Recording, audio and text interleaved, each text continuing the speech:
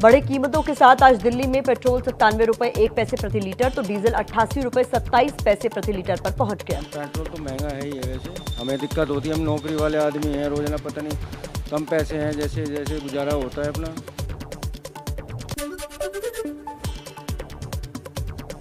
महंगे तेल से मुंबई के लोग भी बेहाल। मुंबई में पेट्रोल 111 रुपए 61 पैसे प्रति लीटर हुआ।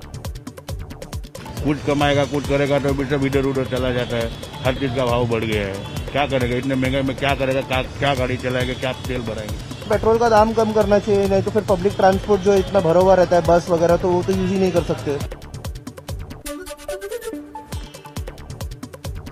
लगातार दूसरे दिन तेल के दाम बढ़ने पर कांग्रेस का सरकार पर जबरदस्त निशाना। कांग्रेस प्रवक्ता रणदीप सुरजेवाला ने कहा, जनलूट योजना जारी है, मध्यम वर्ग नौकरी पेशा को तो रोज लूटना अब सरकार का धर्म हो गया। कल तेल और रसोई गैस के दाम बढ़ने पर राहुल गांधी ने सरकार पर बोला था हमला। ट्विटर पर लिखा, गैस डीजल और पेट्रोल के दामों पर लगा लॉकडाउन हट गया है, अब सरकार लगातार कीमतों का विकास करेगी। कोरोना काल में भारतीय रेलवे ने की है बम्पर कमाई। मध्य रेलवे ने यात्रियों से सिर्फ जुर्माने के तौर पर 200 करोड़ से ज्यादा कमा लिए।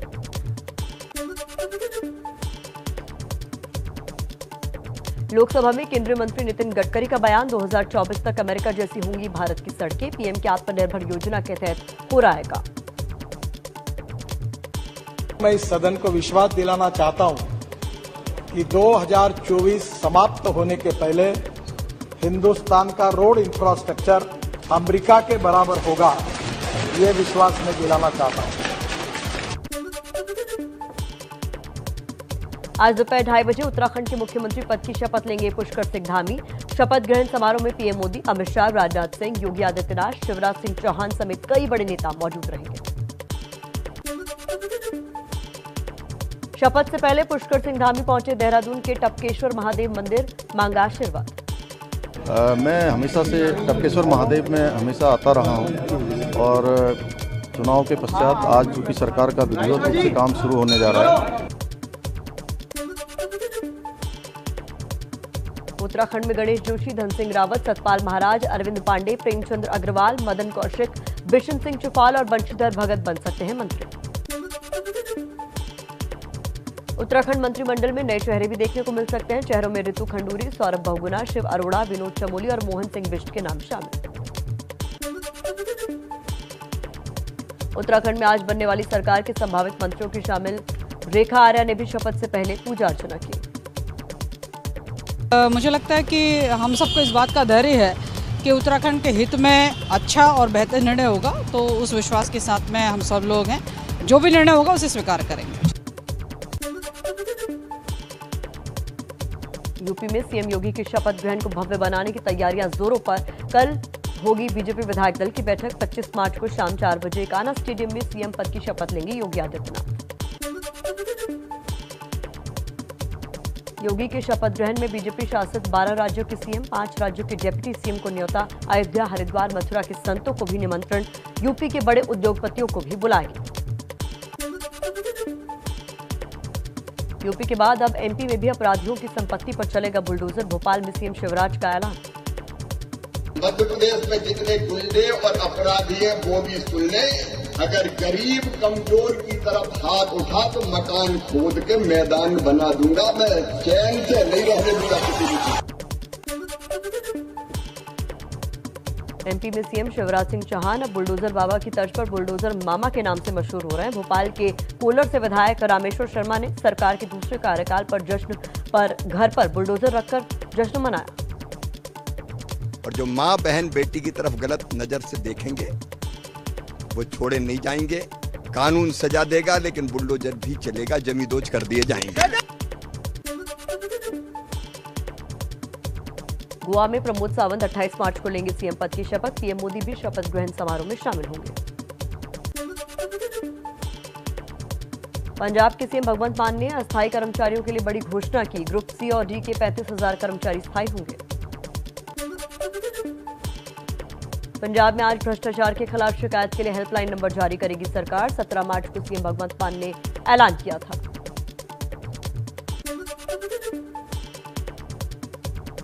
पंजाब में आज शहीद दिवस के मौके पर सार्वजनिक अवकाश रहेगा। विधानसभा में शहीद भगत सिंह, भीमराव अंबेडकर और रणजीत सिंह की मूर्ति लगेगी।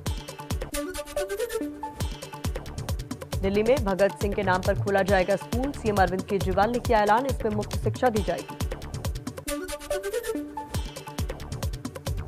पीएम मोदी से कल सुबह 11 बजे मिलेंगे पंजाब के सीएम भगवंत मान। सीएम बनने के बाद पहली बार पीएम मोदी से मुलाकात होगी। दिल्ली के तीनों नगर निगमों को एक करने के प्रस्ताव पर कैबिनेट की मुहर। संसद के इसी सत्र में आ सकता है बिल। आम आदमी पार्टी बोली, हार के डर से बीजेपी का फैसला। न खेलब न खेले देव, खेलवे बिगाड़ब। तो भारतीय जनता पार्टी की हालत दिल्ली में देख के मुझे बड़ी दया आती है। दुनिया की अपने आप को सबसे बड़ी पार्टी कहने वाली पार्टी चुनाव से भाग रही है।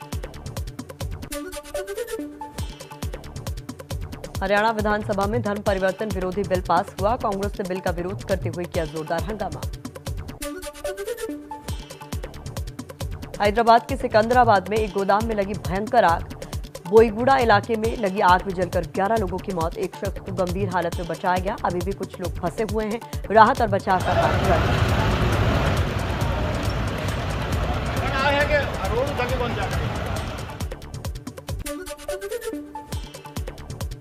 असम के डिब्रूगढ़ में बाजार में भड़की आग। आग से 25 दुकानें जलकर खाक।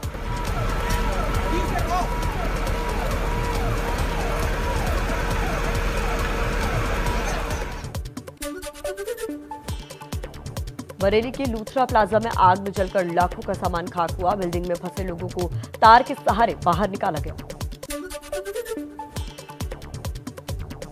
बीरभूम हिंसा के मुद्दे पर बंगाल बीजेपी के सांसदों ने गृह मंत्री अमित शाह से मुलाकात की। गृह मंत्रालय ने 72 घंटे में ममता सरकार से रिपोर्ट तलब की। बीजेपी ने सीबीआई जांच की मांग की है। पश्चिम बंगाल में बीरभूम में टीएमसी नेता की हत्या के बाद भड़की थी हिंसा। हिंसा में 10 लोगों की हत्या कर दी गई थी। जांच के लिए एसआईटी बनाई गई। अब तक 22 लोगों की गिरफ्तारी हुई। सीपीएम का प्रतिनिधिमंडल बीरभूम में घटनास्थल पर पहुंचा है। प्रतिनिधिमंडल में मोहम्मद सलीम और रामचंद्र शामिल। बंगाल में हिंसा को लेकर बीजेपी की प्रतिनिधिमंडल ने राज्यपाल जगदीप धनखड़ से मुलाकात की। अमृतसर में मजीठा इलाके के अनैतपुरा गांव में जाट समुदाय और गुर्जर समुदाय के बीच खूनी झड़प। 2 लोगों की मौत, 3 से 4 लोग घायल। ट्रैक्टर ट्रॉली रास्ते से निकालने को लेकर झगड़ा हुआ था।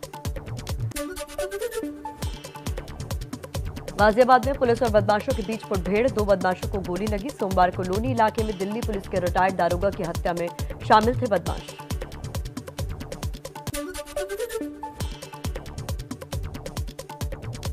दिल्ली में लोधी स्टेट में एक कोठी के पास से 2 लोगों के नाले से शव मिलने की से हड़कंप। पुलिस को हत्या की आशंका। दोनों शवों की शिनाख्त हुई।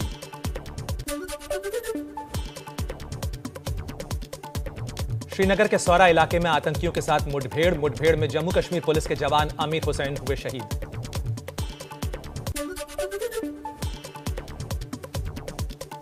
मुठभेड़ में शहीद जवान का पार्थिव शरीर कुपवाड़ा के उनके पैतृक गांव करालपुरा पहुंचा। अंतिम संस्कार में उमड़ी हजारों लोगों की भीड़। नम आंखों से दी शहीद को अंतिम विदाई।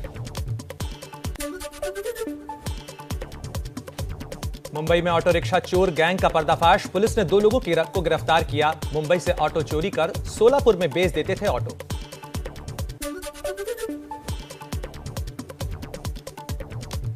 कानपुर में सरकारी जमीन पर कब्जा करने वाले भूमाफियाओं पर हुई कार्रवाई। अपर पुलिस आयुक्त ने न्यायालय पे किया जिला बदर। माफियाओं ने पुलिस शूटिंग रेंज की जमीन पर किया था कब्जा।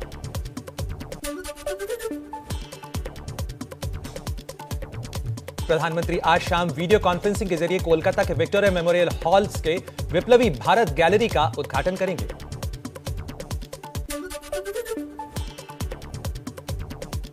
मुंबई में ईडी की बड़ी कार्रवाई। महाराष्ट्र के सीएम उद्धव ठाकरे के रिश्तेदार श्रीधर पाटनकर के कई ठिकानों पर छापे।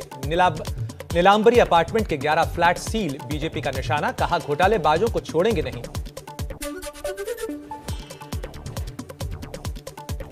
उद्धव ठाकरे के रिश्तेदार पर ईडी की कार्रवाई को लेकर एनसीपी प्रमुख शरद पवार का बड़ा बयान। कहा केंद्रीय एजेंसियों का दुरुपयोग दुर्भाग्यपूर्ण। 5 से 10 साल पहले ईडी के बारे में कोई जानता तक नहीं था, लेकिन आज ये गांव-गांव तक पहुंच चुकी है।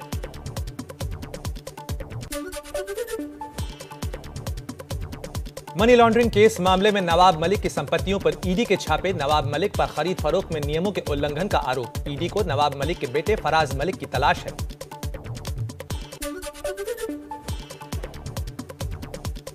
फिल्म कश्मीर फाइल्स के सवाल पर भड़के नेशनल कॉन्फ्रेंस के अध्यक्ष फारूक अब्दुल्ला बोले, केंद्र सरकार जांच एजेंसियों का दुरुपयोग कर रही है, जांच आयोग क्यों नहीं बैठाती? I have told you. If you want to know the truth, you should appoint a commission.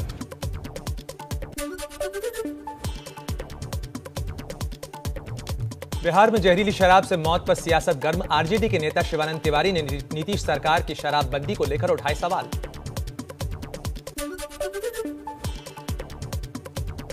Jammu Kashmir में निवेश बढ़ाने पर जोर। यूएई के तमाम इन्वेस्टर्स जम्मू कश्मीर पहुंचे। उपराज्यपाल मनोज सिन्हा ने कहा, कश्मीर में 70,000 करोड़ के निवेश का लक्ष्य, अब तक 27,000 करोड़ का लक्ष्य पूरा हो चुका है।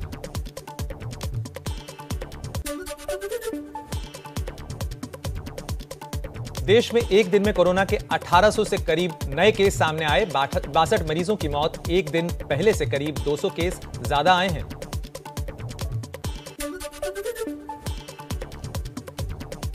चारा घोटाले में सजा काट रहे लालू यादव को दिल्ली एम्स ने एडमिट करने से किया इनकार। आरजेडी बोली, केंद्र और बिहार सरकार लालू यादव को मारना चाहती है।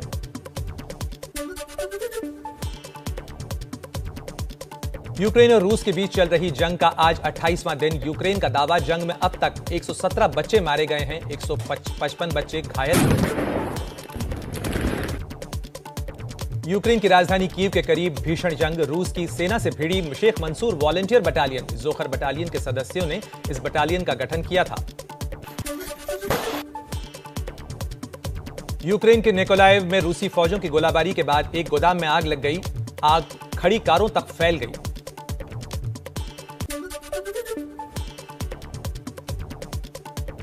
मारियोपोल में रूस और यूक्रेन के बीच भीषण जंग जारी। यूक्रेन की सेना ने रूसी सेना पर टैंक से की जबरदस्त फायरिंग।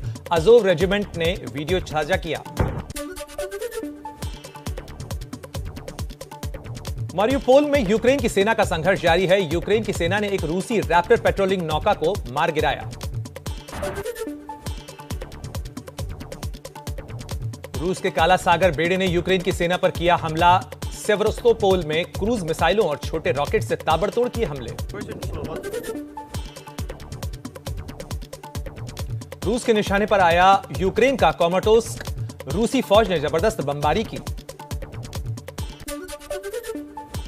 यूक्रेन के राष्ट्रपति जेलेंस्की ने पोप फ्रांसिस से बात करने के तुरंत बाद इटली की संसद को वर्चुअली संबोधित किया। रूस पर पश्चिमी देशों से और ज्यादा दबाव बनाने और प्रतिबंध लगाने की अपील भी की।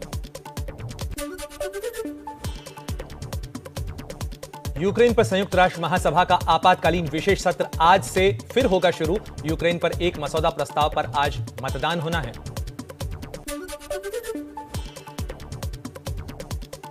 यूक्रेन के राष्ट्रपति जेलेंस्की आज जापान की संसद को वर्चुअली संबोधित करेंगे। रूस के खिलाफ अंतर्राष्ट्रीय समर्थन जुटाने की कोशिश में है जेलेंस्की।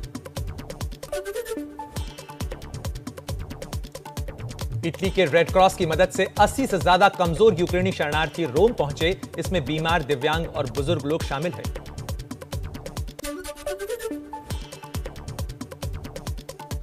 यूक्रेन के ओडेसा में जंग के तनाव के बीच गलियों में गूंज रहा है संगीत। संगीतकार अपने अपने तरीके से दे रहे हैं सुकून।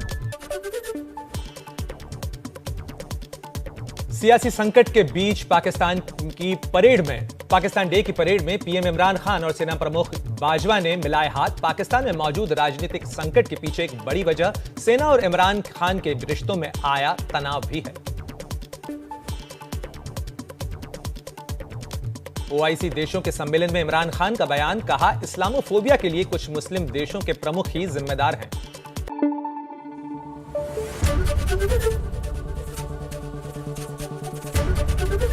एबीपी न्यूज आपको रखे आगे।